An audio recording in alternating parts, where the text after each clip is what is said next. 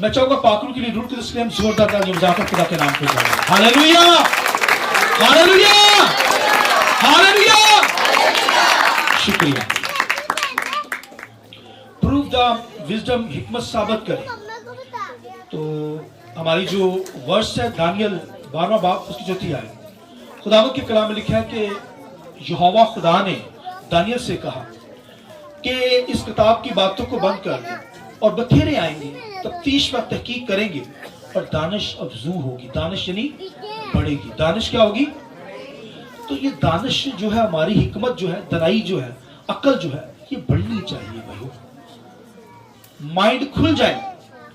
Daniel के पास बहुत हिकमत थी, बहुत दनाई, विजडम से मामूर था, मगर मैं और आप उससे कहीं बढ़कर हूं, क्योंकि ये खुदावन ने वादा किया और हमारे बाद जो आएंगे वो हमसे भी बहुत हिकमत में बढ़कर होंगे।